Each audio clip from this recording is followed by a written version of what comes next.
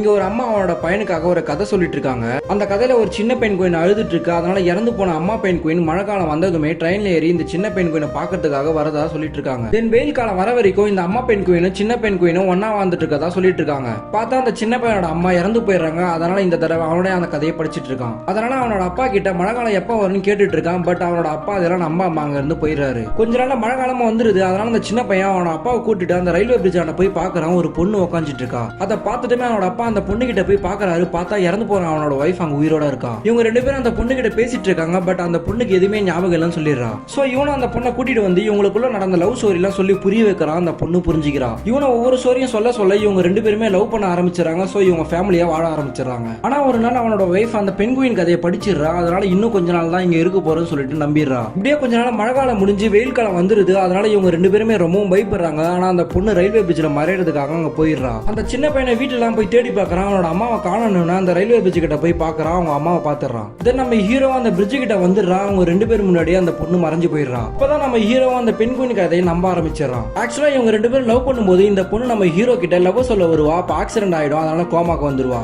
ஆனா அந்த பொண்ணு அவளுக்கே தெரியாம கொஞ்சம் வருஷம் கழிச்சு டைம் டிராவல் பண்ணி அந்த பிரிட்ஜ் ஆண்ட வந்திருப்பா. சோ அந்த டைம்ல அந்த பிரிட்ஜ் கீழே இருக்க அந்த பொண்ணை பாத்துருவாங்க. அதனால எல்லா ஸ்டோரியும் அந்த பொண்ணு கிட்ட சொல்லுவாங்க. அவளும் ஹீரோ சொன்ன கதையெல்லாம் கேட்டு இவனை கல்யாணம் பண்ண நம்ம இறந்துரும் சொல்லிட்டு புரிஞ்சுக்கிறாங்க. சோ அந்த டைம்ல அந்த பொண்ணு மறையும் போது கோமால இருந்த இந்த பொண்ணு இந்த டைம்ல எழுந்துக்கிறான். பட் இந்த பொண்ணு நம்ம இறந்தாலும் பரவாயில்ல இவனை தான் கல்யாணம் பண்ணின்னு சொல்லிட்டு நம்ம ஹீரோவை கல்யாணம் பண்றான். அதே மாதிரி குழந்தை பிறக்கும் போது அந்த பொண்ணு இறந்தும் போறான். தென் அவங்களோட பையனும் பெரிய ஆளாயிரம். நம்ம ஹீரோவும் அந்த பொண்ணோட ஞாபகத்தோடய வாழ்ந்துட்டு இருக்காரு.